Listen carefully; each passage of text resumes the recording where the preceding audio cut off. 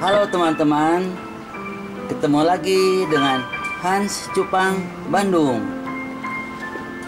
Pada video kali ini, judulnya adalah kolaborasi spons dan lumpur dalam budidaya cacing sutra. 2 minggu sebelum kenal teknik manipulasi habitat atau mantat ini, saya membudidayakan cacing sutra di dalam 3 rak terpal seperti ini selama 2 bulan. Di minggu pertama, kedua, dan ketiga, perkembangan casutnya cukup baik. Kelihatan ada perkembangan walaupun masih sedikit. Menginjak di minggu kelima, saya merasakan hal yang sangat negatif, yaitu perkembangan cacing sutranya makin lama makin merosot. Walaupun tiap 2 hari sekali saya memberi makan hasil fermentasi antara dedak dan ampas tahu. Juga lumpurnya saya tambahkan fermentasi pupuk kandang dari kotoran hewan atau kohe kambing untuk menambah nutrisi di dalam lumpur. Puncaknya di minggu ke-6, keberadaan cacing sutra semakin lama semakin menipis dan akhirnya habis sama sekali. Tetapi sirkulasi airnya tetap saya jalankan selama seminggu, sehingga air di dalam kolam sangat jernih, tapi tidak kelihatan makhluk apapun di sini. Bahkan jentik nyamuk pun tidak ada. Saya sangat sedih melihat kejadian ini. Frustasi dan jengkel. Karena semuanya dirancang sedemikian rupa supaya hasil cacing sutranya bisa cepat dan menghasilkan banyak. Namun kenyataannya berbicara lain. Saya sedikit menganalisa kemungkinan hilangnya cacing sutra ini di 3 kolam terpal ini ada hubungannya dengan cuaca ekstrim yang terjadi seminggu antara minggu ke-5 dan minggu ke-6. Waktu di Jakarta kebanjiran, di Bandung pun mengalami cuaca ekstrim yang sama. Dari musim kemarau yang panas berubah secara drastis ke musim hujan yang tentunya ada perbedaan suhu air yang mencolok. Kemungkinan perbedaan suhu inilah penyebab kematian cacing sutra ini. Di dalam masa kegalauan tersebut, saya biarkan terpal ini yang masih berisi lumpur dan air. Tapi keadaan berkata lain. 2 minggu kemudian saya perhatikan di dalam kolam ini. Ternyata di dalam kolam kedua dan ketiga muncul lagi cacing-cacing sutra, dan ini membuat saya bersemangat lagi untuk meneruskan budidaya cacing sutra di tempat ini, tapi tanpa sirkulasi dan makanannya diberi dedaunan yang layu, tanpa diberi lagi fermentasi dedak dan ampas tahu. Dan inilah hasilnya teman-teman. Kelihatan cacing sutranya muncul kembali. Sudah banyak di kolam ini. Warnanya juga sudah kelihatan merah-merah seperti ini. Ini di lantai kedua, dan di lantai ketiga pun menunjukkan yang sama. Dan saya sudah beri makanannya berupa dedaunan yang layu yang saya praktekkan di budidaya teknik mantat atau manipulasi habitat. Analisa saya, hal ini terjadi karena cacing-cacing tuanya bertelur di lumpur ini. Walaupun cacing sutranya sudah pada mati, tetapi telur-telurnya terus berkembang dan menjadi cacing sutra yang bayi, terus berkembang jadi remaja dan berkembang terus menjadi dewasa seperti ini. Dan ini kelihatannya sudah menunjukkan yang positif ya teman-teman. Cacing sutranya bermunculan di beberapa tempat seperti ini. Dan ini membuat saya bergembira kembali, bersemangat kembali untuk meneruskan budidaya cacing sutra di kolam terpal ini. Tetapi anehnya, di kolam terpal yang pertama ini masih keadaannya seperti dulu. Belum tumbuh cacing-cacing sutra yang baru lagi. Dan kalau memang ini terjadi, nanti saya akan mengadopsi teknik manipulasi habitat di dalam kolam yang berlumpur ini. Jadi ntar saya akan berkolaborasi, akan memberikan spon ke lumpur ini dan akan diperlakukan seperti di kolam kontainer yang sebelumnya sudah ada di video.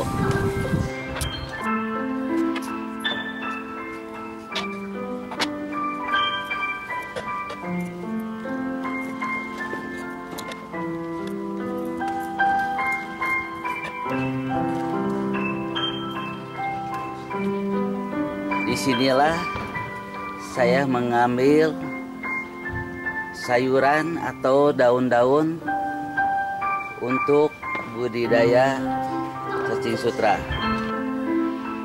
Yang ini adalah daun ubi, daunnya bagus, seger-seger seperti ini. Ini pohon cabai rawit, tapi ini nggak akan diambil teman-teman. Yang ini daun blueberry. Nah, daun blueberry atau daun murbei ini akan saya pergunakan untuk makanan cacing sutra yang akan dibudidaya. Ini daunnya segar-segar. Ini juga daun ubinya bagus, merambat begini, segar-segar. Dan terakhir saya akan mengambil daun pepaya yang cukup tinggi ya teman-teman. Ini daun pepayanya sudah tinggi banget. Nanti saya akan naik ke atas menggunakan tangga untuk mengambil beberapa daun pepaya ini.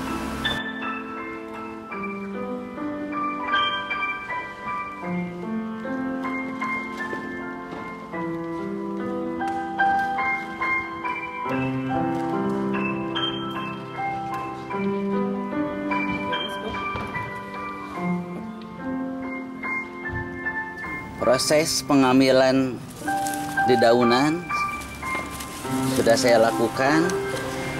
Ini daun pepaya, ini daun ubi,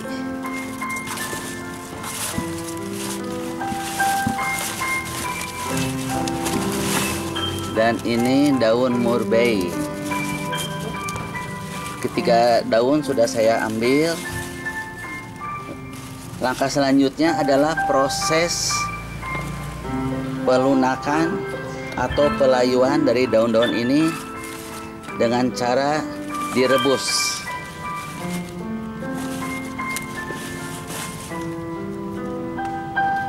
Dan ini adalah buah pepayanya yang saya ambil sekaligus tadi dari pohon.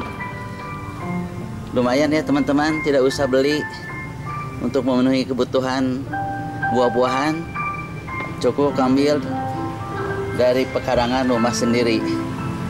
Dan ini adalah pepaya yang unyil, kecil tapi manis sekali ya teman-teman.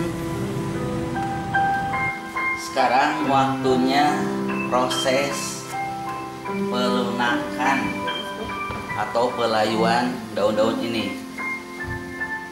Ini saya sudah sediakan air yang mendidih di dalam geter ini.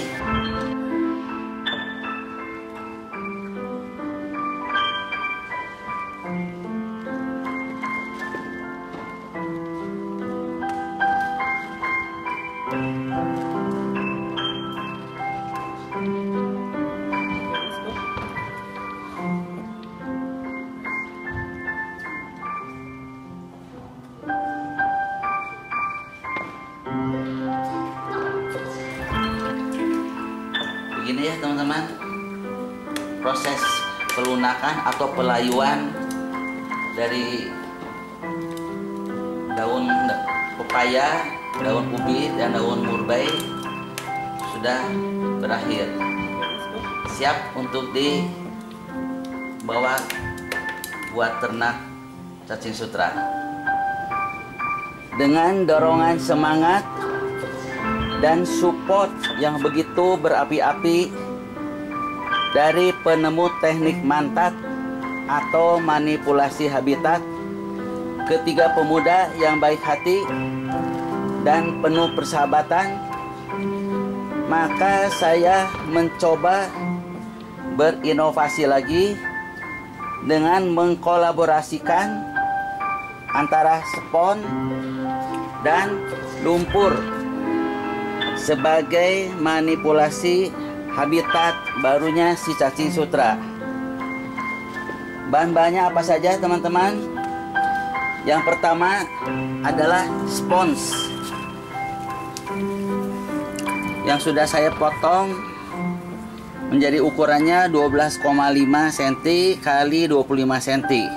Dan ini harus direndam dulu ya teman-teman, supaya si cacingnya nanti bisa mudah masuk ke dalam rongga-rongga yang ada di spon ini. Yang kedua adalah sayuran atau dedaunan yang dilayukan atau dilunakan, yang direbus dulu sebentar. Dan ketiga adalah si cacing sutranya.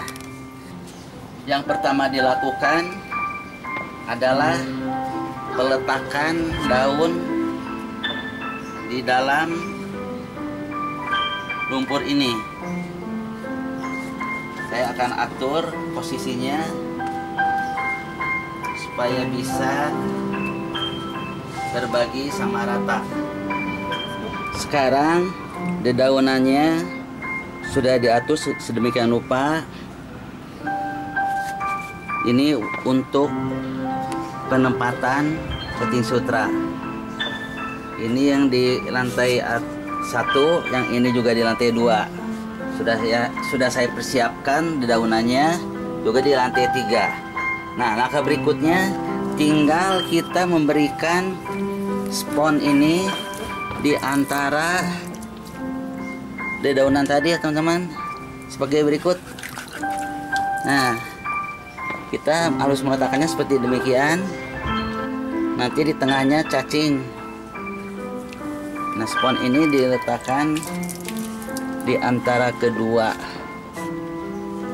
dedaunan supaya nanti si cacing bergerak ke spons ini bebas mau kemana saja. Nah, ini buat di lantai 1 juga diletakkan demikian ya teman-teman. Ini saya ngambil yang kedua, diletakkan di antara dedaunan ini, begitu saja. Yang ketiga pun saya letakkan di antara daun-daun ini yang sudah dilunakan. Nah, ini yang terakhir. Nah, demikian persiapan untuk kolaborasi antara spons dan lumpur serta dedaunan yang sudah lunak. Tinggal diberikan cacing di atas di daunan ini teman-teman. Nah, sebentar lagi saya akan buka bungkusan ini, dan sebelumnya saya akan ukur dulu berapa volume cacing ini. Plastik pertama sudah saya buka dan saya tempatkan ke gelas ukur ini. Ternyata volumenya 900 ml. Kata penjualnya ini 1 liter, berarti ada kekurangan 100 ml. Tidak jadi masalah, yang penting saya mendapatkan cacing sutra ini dengan segar. Untuk memudahkan pemasukan ke dalam kolam terpal, maka saya akan pindahkan dulu. Ini airnya akan saya buang dulu ya teman-teman, tanpa air. Berarti tanpa air menjadi berkurang lagi. Jadi ini sekitar 700 atau 800 mili. Ya, nggak jadi apa-apa, nggak jadi masalah ya. Sekarang saya akan pindahkan untuk memudahkan pemasukan ke dalam kolam terpal. Nah, ini di kolam terpal ini akan saya tempatkan. Nah, sebagai berikut ya teman-teman, langsung dibagi rata ke atas dedaunan ini. Ini yang pertama, ini yang kedua, diletakkan begitu saja, dan yang ketiganya saya letakkan di tempat ini. Nah, ini 800 mili ditempatkan ke 3 daerah ini. Dengan cara yang sama pun nanti saya akan membuka satu lagi untuk dibagi menjadi 2, buat di lantai 2 dan di lantai ketiga.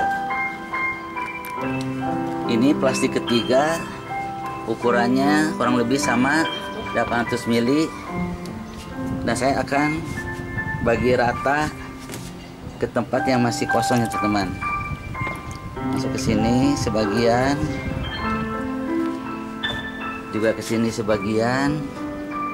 Biasanya untuk budidaya cacing sutra, sehabis kita mendapatkan cacing sutra dari pakan tukang makanan ikan hias, biasanya harus dikarantina dulu. Tapi dalam proses mantat ini bisa langsung saja dimasukkan ke kolam terpal, karena nanti adaptasinya ada di daunan ini teman-teman. Nanti Cacing sutra itu akan beradaptasi di daunan ini dan akan mencari jalan keluar dan mencari lubang-lubang di pori-pori spons ini. Inilah cara kerja kolaborasi antara spons dan lumpur. Semoga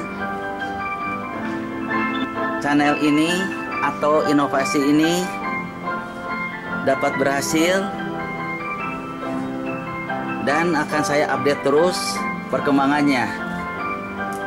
Mudah-mudahan berhasil dan mudah-mudahan bisa diterima oleh teman-teman semuanya. Demikianlah akhir dari video kali ini. Mudah-mudahan bisa diambil manfaatnya buat teman-teman. Dan kalau memang ini sangat berguna, share atau bagikan info ini ke teman-teman semuanya, supaya teman-teman yang lain pun mendapatkan informasi yang bagus ini. Sampai jumpa di video-video selanjutnya yang tentunya akan lebih menarik lagi. Dadah.